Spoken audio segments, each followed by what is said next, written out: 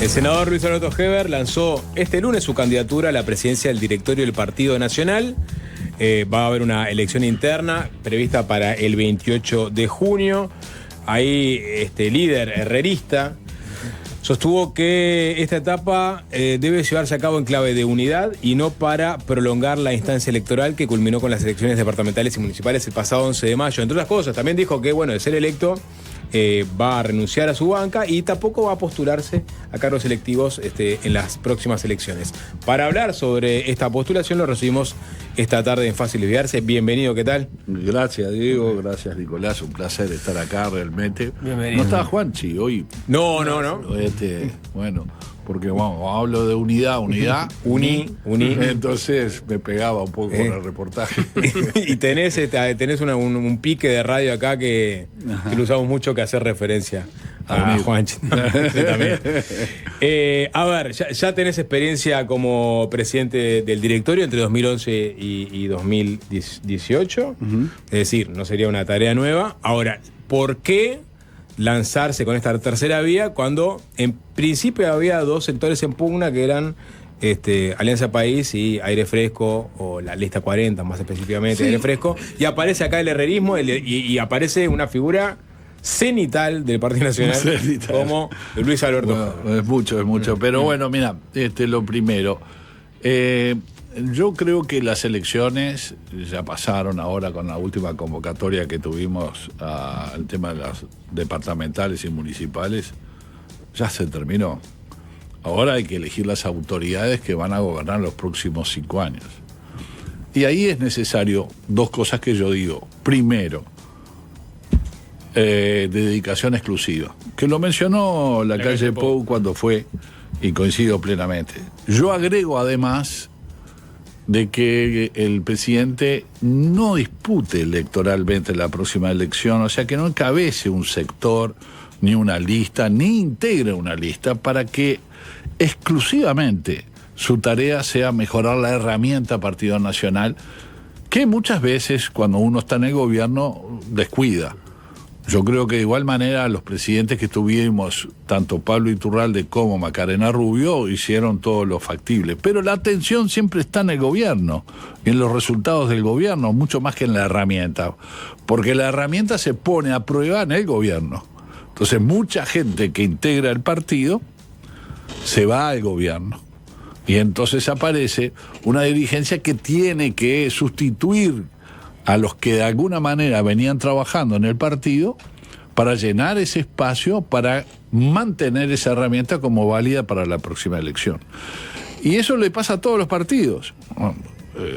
No tenemos que ir muy lejos para saber que, por ejemplo, la vez pasada, cuando ganó el Partido Nacional, la autocrítica que en el Frente Amplio se había establecido era su falta de comunicación, la falta de dedicación a los partidos. Nos pasa a todos cuando estás en el gobierno, porque no tenés 3, 4, 5 elencos de gente como para poder sustituir la tarea que de alguna manera se venía realizando, porque muchos de los que están trabajando tienen responsabilidad de gobierno. A mí me pasó. Yo, cuando estuve en el Ministerio de Transporte y Obras Públicas, el Ministerio de Interior, no me pude dedicar al partido.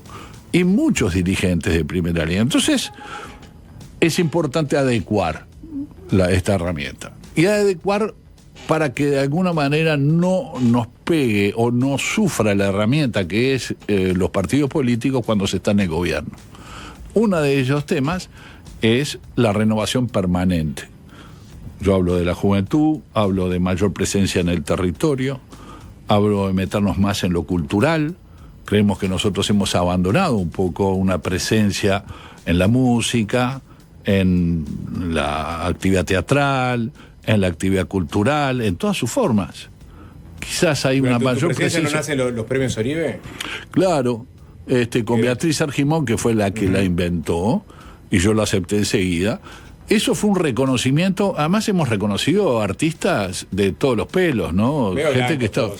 No, mirá que le dimos premios. Te voy a dar el listado, Mirá que le dimos premios a gente que notoriamente está culturalmente más hacia la izquierda que hacia a coincidir con el Partido Nacional. Pero la presencia es importante, porque para nosotros la cultura es muy importante, porque subliminalmente se pasa también mensaje culturalmente. Y entonces nosotros queremos pasar el nuestro. Y eso significa una dedicación full time. El territorio, fíjate tú, nosotros en Montevideo tenemos 8 municipios. Es necesario tener en un municipio que tiene más habitantes que un departamento entero, que tiene más de 150.000 habitantes, tener una presencia, porque en el interior estamos presentes. El Partido Nacional tiene una cercanía con su gente en el interior. Mirá los resultados nomás de la elección departamental y son buenos. Digo, los resultados que fueron malos, que fue el departamento de La Valleja y Río Negro, fueron 2 resultados producto de la falta de división y de estrategia y torpezas políticas de la dirigencia de cada uno de los lugares, pero el partido no votó mal.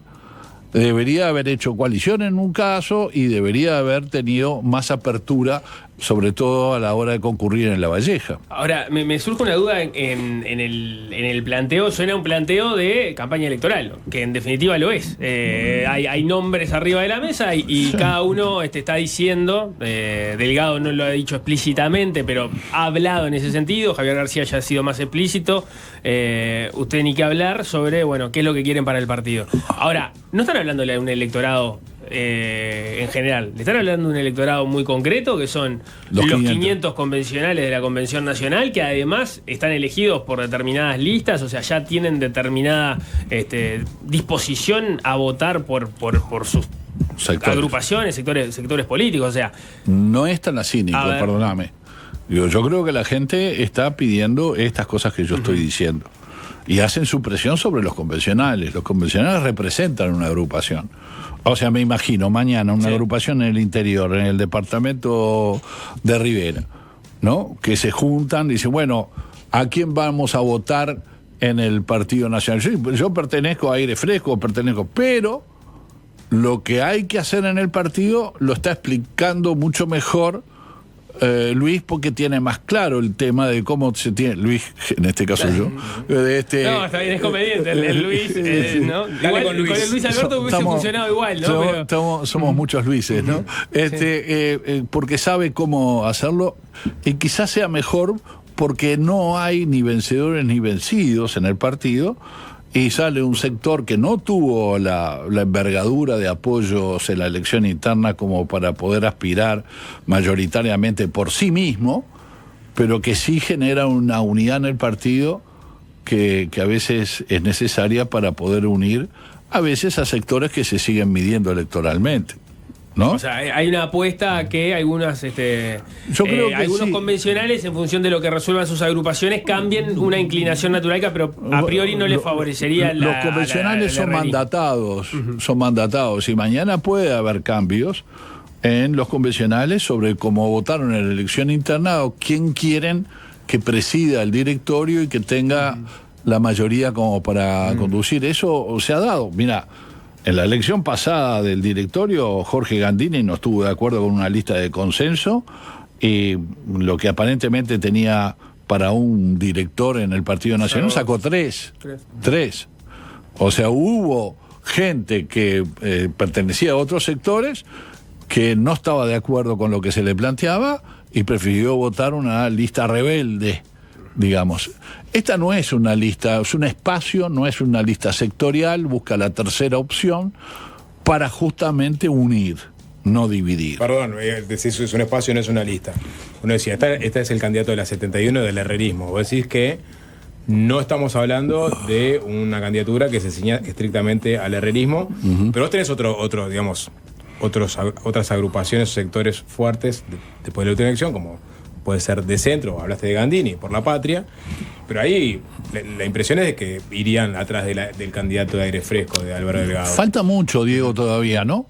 Creo que la campaña electoral, por lo menos, a mí me implica que yo voy a ir a que me escuchen. Miren, yo sé que ustedes votaron en determinada del sector, pero creo que estas ideas Y sobre todo porque cuando estuve en el directorio generé una unidad que después la generó también Beatriz Argimón, que fue un elemento indispensable para que Luis no tuviera que ocuparse del partido, ¿no? Luis Lacalle Pou, estoy hablando ahora, ¿no?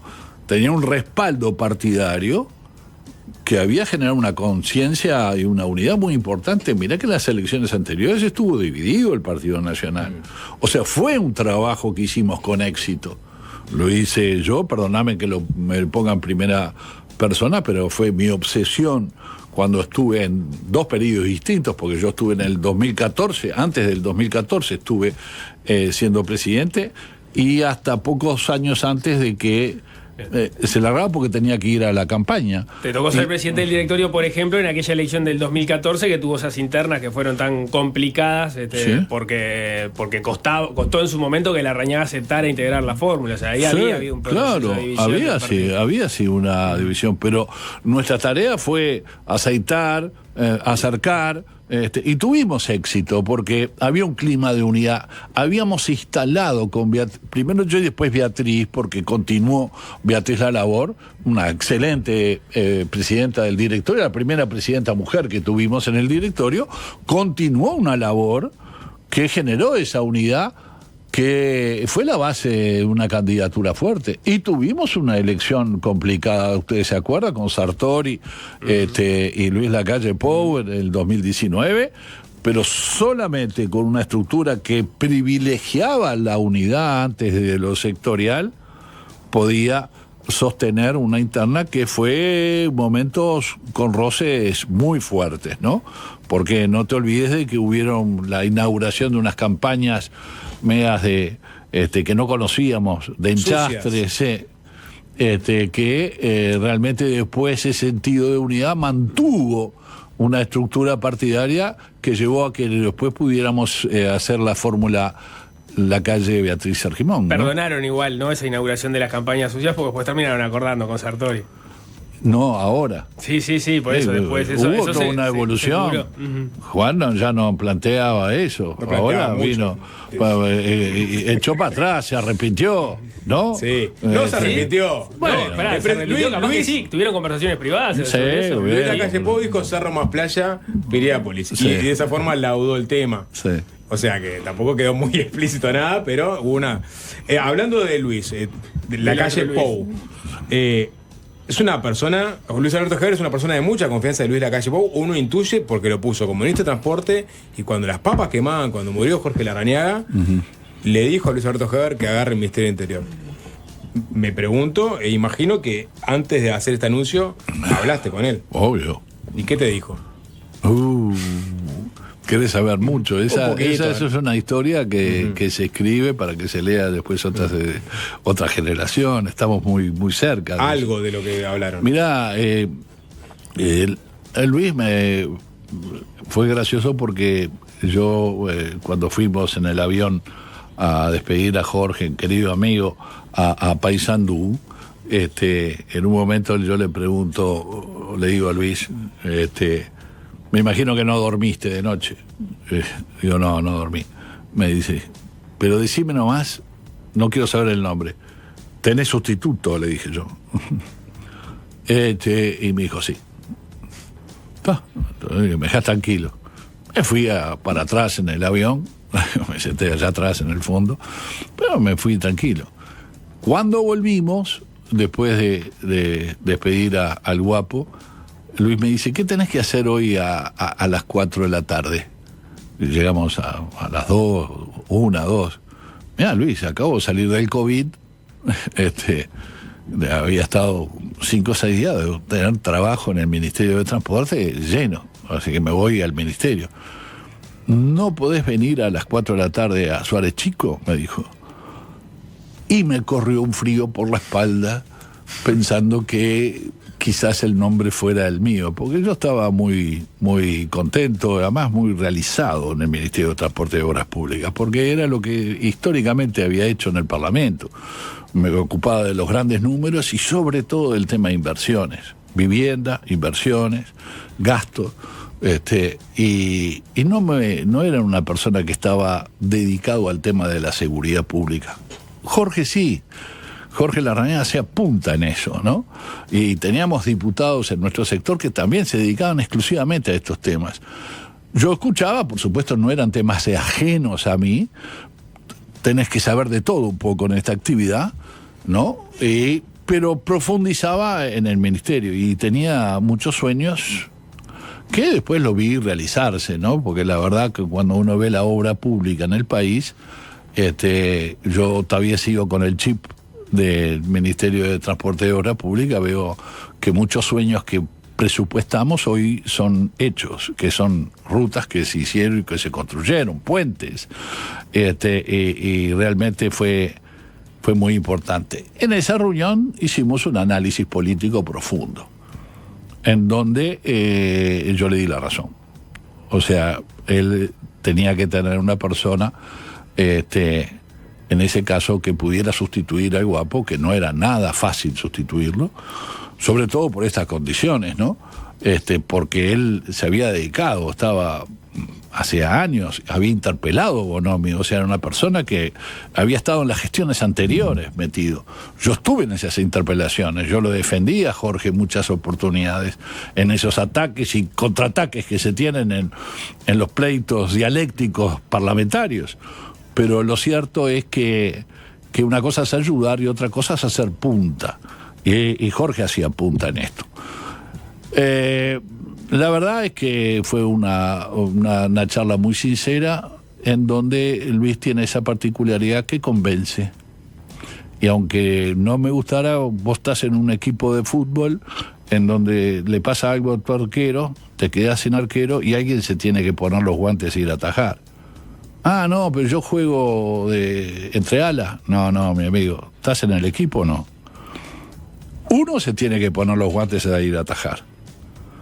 Y bueno, y el que además te vas al arco, te tiran de todos lados y más o menos convocando a Jaime Ross con el brindis por Pierrot, ¿no? Que dice, si más o menos te va bien, se tiran al piso y te cobran penal, ¿no? Uh-huh. Que es la canción de Jaime, que está muy buena, ¿no? Bueno, me fui a atajar. Y bueno, yo creo que eso yo lo pongo como un servicio al partido que a mí me honra, y la confianza de Luis a mí me honra. Está bien, pero esa es la llamada cuando te proponen ir al Ministerio Interior. La llamada cuando hablas... esa es la conversación. La conversación, bueno, sí. Esta conversación que tuviste ahora con el expresidente, para decirle que quería ser presidente del directorio. Sí. ¿Por qué carriles fue? No, Luis ya sabía que desde el verano que yo estaba pensando, porque yo en el encuentro de la Paloma del herrerismo dije, acá más importante que quién va a presidir el directorio es para qué va a presidir el directorio. Y yo ya empecé a bosquejar una serie de ideas, incluso de formación de dirigentes que me parecen importantes, y de comunicación, de estar más presente en el tema comunicacional, pero tenía claro el para qué. Y bueno, me parece que es importante salir a la cancha diciendo, miren, no es solamente porque quiero ser presidente porque me honra, que es un honor para nosotros los blancos ser presidente del directorio, tiene una trascendencia mayor a otros partidos, porque nosotros somos un partido que generalmente estuvo en la oposición, y desde la oposición la figura del presidente del directorio era como una suerte de liderazgo de un partido que tuvo tantos años fuera del poder, ¿no? Entonces adquiere más importancia histórica, sobre todo porque grandes líderes de nuestro partido lo presidieron, ¿no? Herrera, Wilson, el mismo Lacalle, Larrañaga. O sea, tenemos figuras muy, muy importantes que están en la historia de nuestro partido, que honran al partido.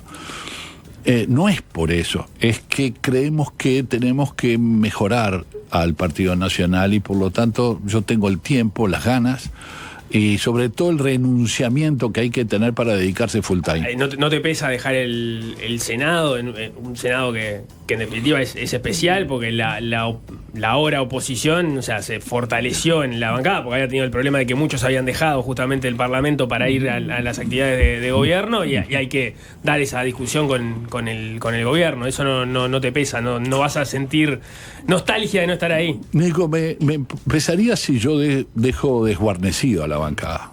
Pero en la bancada está Javier García y está Álvaro Delgado, que son dos primeras líneas que pueden hacer una labor muy importante. Que están dispuestos a dejar el Senado si son electos presidentes. No sé, eso preguntáselo a ellos. Yo estoy diciendo lo mío. Pero ellos dos son buenos senadores. Está Sebastián, está Graciela. Hay un equipo de gente.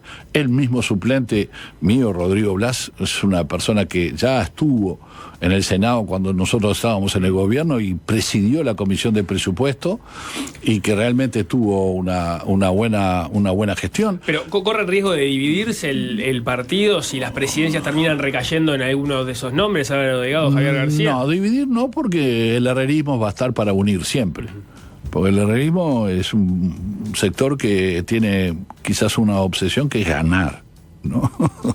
Es un blanco que quiere ganar y dice, pues todos quieren ganar. No, tú sabés que en la historia del partido había gente que creía que el Partido Nacional tenía que fiscalizar. O sea, como que nuestro rol en el país fuera controlar el gobierno, pero el gobierno no era para nosotros, ¿no? Fue una tesis durante muchos años. Cosa que combatimos nosotros los herreristas, por eso de la mano de Herrera llega el primer triunfo del Partido Nacional en el 58. O sea, tenemos un bagaje histórico que en nuestro ADN está, que tenemos que construir cuadros, personas de gobierno, centro de estudio, formación de dirigentes, mejor comunicación, meternos en la cultura, medio gramscianos, ¿no? Quiere decir que nosotros tenemos que hacer una serie de cosas, mejor despliegue territorial, sobre todo en lo urbano, que es donde tenemos que actuar. ¿Y por qué en lo urbano? Y bueno, porque en el interior estamos presentes. A veces algún compañero me dice, pero hablas mucho de Montevideo y Canelones. Sí, era como cuando el Frente perdió la elección y dijo, tenemos que ir al interior. Obvio, ¿a dónde van a ir? En donde ganamos nosotros, van a convencer a quienes no lo acompañaron. ¿Y nosotros dónde tenemos que ir? A Montevideo y Canelones. Van a ser el PN te escucha, en vez de FA te escucha en el interior, el PN te escucha en el área metropolitana. Pero yo creo que nosotros tenemos que tener una estructura permanente ahí. Eso implica, por supuesto, alquiler de locales, eso implica presencia, eso implica la unificación de la acción política partidaria y no sectorial en cada uno de los municipios. Pero si yo te estoy hablando que en cada uno de los municipios estás hablando entre 150 y 200.000 personas que están viviendo en cada uno de los municipios de Montevideo, es mucho más de lo que habita a veces en muchos departamentos del interior.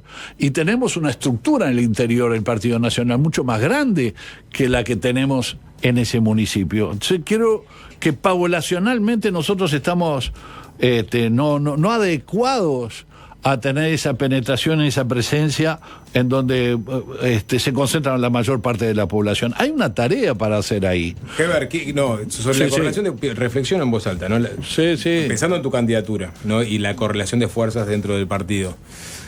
Pienso en la candidatura de Álvaro Delgado para ser presidente, pienso que seguramente Luis Lacalle Pou sea el candidato a la presidencia del Partido Nacional. Hay casi unanimidad para el año 2029. No lo ha dicho él. No lo ha dicho él, pero todos lo quieren empujar, me imagino. Bueno, entonces, tampoco podemos tener algo que se ha dicho y que me parece importante, una Lacalle Pou dependencia. Bueno, pero en estos términos te lo planteo. Imagínate si Álvaro Delgado, argumento a favor de tu candidatura. Dale. Álvaro Delgado es electo presidente del Partido Nacional. Sí. Luis Lacalle Pou es el potencial candidato del Partido Nacional. Es decir, aire fresco concentraría, digamos, buena parte del poder del partido, ¿no? Y quedarían medio desplazados los otros sectores. Esa situación no fortalece tu candidatura de alguna forma. Sí, no sé. Esto no es contra nadie, Diego. Yo no lo hago contra el sector aire fresco. El sector aire fresco es un sector importante que se impuso y que naturalmente ha tenido y tendrá sobre todo sus instancias internas también, ¿no? Porque tiene todo lo que constituye un sector tan grande como es el sector de aire fresco, que en su mayoría es la mayoría del Partido Nacional luego de las elecciones internas. Eso lleva a que tengan la mejor persona para unir al partido y para terminar de consolidar el mejor partido para concurrir. No necesariamente. Porque yo conozco a toda la dirigencia del partido, mucho. Hace muchos años que estoy en esto. Por eso no me cuesta irme del Senado, porque me apasiona esta tarea y además me gusta. A mí me gusta tener tiempo suficiente para hablar con los compañeros y para poder organizarnos. Es algo que las reuniones políticas uno las lleva como una vocación. Porque a veces te dicen algún amigo tuyo, che, ¿y te vas a ir ahora a las 9 de la noche para reunirte con unos dirigentes allá en Piedras Blancas? Sí. Y yo disfruto, no me cuesta. Me costaría si hace 2 grados bajo cero. pero generalmente lo que hacemos es estar, escuchar, aprender, ayudar, ¿no? Dar una mano. Sobre todo entre los compañeros, cuando a alguien le está pasando mal, o sea, estar cerca. Y eso a mí me gusta, mucho más que la tarea parlamentaria. Entonces, por lo tanto, no me cuesta irme del Parlamento e irme a una tarea política que para mí es, hoy quizás no lo hace nadie en exclusividad. ¿Lo tenés que hacer? Oye, che, pará que tengo la Comisión de Asuntos Internacionales, que vienen unos diputados europeos, que vienen acá, que quieren hablar del Mercosur. Entonces salís corriendo a estar 1 hora, que con traductor mediante habla un sueco y habla un noruego, y estás ahí 1 2 horas, cuando a mí me parece más importante estar en Piedras Blancas tomando un mate con los dirigentes y escuchando las necesidades que pueda tener la gente en cada uno de esos lugares. Me parece más lindo. ¿Puede haber sublemas y que acumulen en conjunto distintos candidatos? Puede haber, no creo que sea conveniente. Uh-huh. O sea, a priori no estarías afín a ir en un sublema con la 404 o con el espacio. Y si yo salgo para unir, voy a hacer un sublema con uno o con otro. Parecería una contradicción, ¿no? Porque si digo, salgo yo con mi candidatura, pero hago sublema con Javier. Entonces en realidad lo que vos querés es ganarle a Aire Fresco. O al revés. O consolidar la mayoría de Aire Fresco en el Partido Nacional. Y yo quiero unir a todos los que cambiemos el chip. Basta de sectores. Es el momento de que cada sector tenga en su mayoría, por supuesto. En los 15 miembros seguramente tendrán muchos. Yo tengo convencionales para 1 para 2 directores. Hoy, arrancando. Cerca de 2. Como Gandini en la última elección. Mucho más cerca de 2 que de 1. Pero creo que puedo convencer en el partido de que no vayamos a una disputa que a veces lo que hace es preservar un poco, yo soy la mayoría, y los otros no lo son, y tener una discusión absurda. ¿Qué importa quién es la mayoría en el partido? Ya está reflejada en el Senado, ¿no? Y está reflejada en la Cámara de Diputados, y está reflejada en los intendentes, ¿no? Hay distintas mayorías en cada uno, como se vea, ¿no? Una cosa es la lectura que uno puede dar sectorialmente en la elección departamental, que la que se puede mirar en el Senado. ¿Es un reflejo exacto? No lo es. Entonces, me parece que es momento de unir, sobre todo porque el Partido Nacional está llevado adelante, tiene desafíos, como es coalición sí, coalición no, electoral, ¿cuándo? ¿Qué visión tenés sobre eso? Bueno, yo creo que es un proceso que hay que ir hablando con los compañeros, hay que dedicarle tiempo. Hay muchos compañeros que el hecho de hacer una coalición, un lema, coalición republicana, les cuesta. Sobre todo blancos, y seguramente habrá colorados ballistas que también les cuestan, sobre todo porque cargan con el tema histórico de que ha generado divisiones, enfrentamientos. Pero donde hubo, fue exitosa, ¿no? En Montevideo estuvimos a 70.000 votos. Nunca estuvimos tan cerca. y una gran campaña, una figura muy importante, nueva que sale en el partido, como Martín Lema, ¿no? Martín Lema ha sido un gran candidato, y hizo una muy buena campaña. Los tuvo nerviosos, faltaron 70.000 votos, hay que trabajar 5 años para eso. O sea, estamos a tiro. Pero estás pensando en la coalición en ese plano, en el departamental. Sí, sí. ¿Y en el nacional? Bueno, pero si el resultado exitoso lo vemos en lo departamental, por eso te hablo de lo departamental. En Canelones a 50.000 votos. Y era más exitosa la gestión que se había hecho por parte del Frente Amplio, no digo que fuera exitosa, sino que más exitosa que el desastre de lo que había sido el Frente Amplio en Montevideo, pero fue mejor y tuvimos a 50.000 votos de poder ganar. O sea, me parece que por ahí va.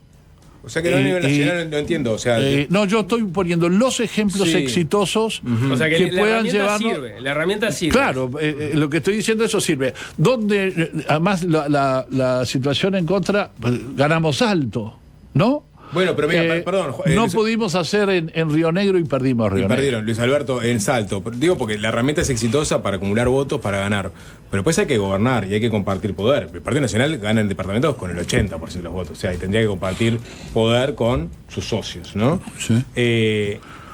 Ahora, estaba viendo, ¿no? El candidato Malaquina, del Partido Colorado, socio de Albizu, para que Albizu llegara a ser electo intendente. Sí.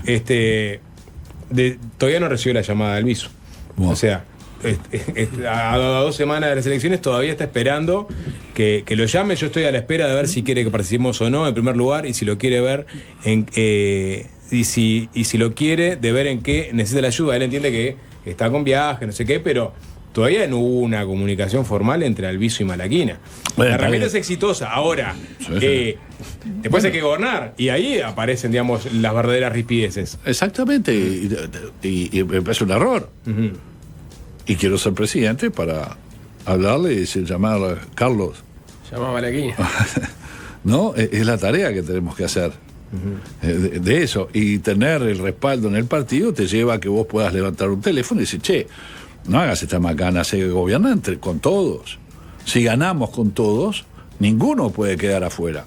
Distinto es que si mañana sirve un director en su gestión o no. Porque vos le podés pedir a un sector político que será de Malaquina y decir, bueno, no está funcionando, cambiámelo, porque el que está no está cumpliendo con las exigencias que yo tengo como intendente. Eso es otro tema, ¿no? Eso es en el devenir de la acción y de la gestión, pero de arranque tiene que haber esa actitud de contemplar, y eso es algo que debemos hacer. Entonces, si esto es exitoso y la gente nos está diciendo que lo hagamos, porque eso facilitaría, sobre todo para mucha gente que vota de una manera en octubre y vota de otra en la balotage. No es extraño para nadie que perdimos votos de octubre al balotaje, ¿no? Votos del Partido Colorado, votos de Cabildo, perdimos. No tuvimos en esta última elección una suerte de igual resultado de octubre en la instancia de noviembre. Bueno, si haces una fórmula que genere la posibilidad de tener a los 2 o 3 partidos quienes votan ya la fórmula en octubre, no necesariamente se sientan, no van a sentirse no representados en el balotaje, ¿no? Que es lo que hace el Frente, ¿no? Al pertenecer a un partido, un lema único, aunque hay varios partidos adentro, es la misma fórmula la que presenta en octubre que la que presenta en el balotaje. En cambio, nosotros no.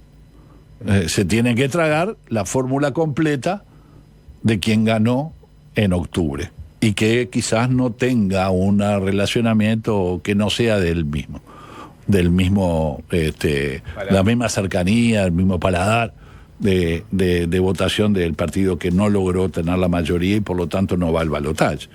Eso nos pasó a nosotros en el pasado. Nosotros votamos a Valle cuando perdimos, y hice campaña por Valle, con la calle Herrera. Fui todo el país y tuvimos problemas para acompañar. Igual manera ganó Valle, ¿no? Pero para muchos blancos, el apellido Valle era bravo. Sí, fue la inauguración más especial que se podía tener. Que Jorge porque era un Valle, Herrera apoyando un Valle. Y eso que Jorge Valle opinaba muy parecido a nosotros.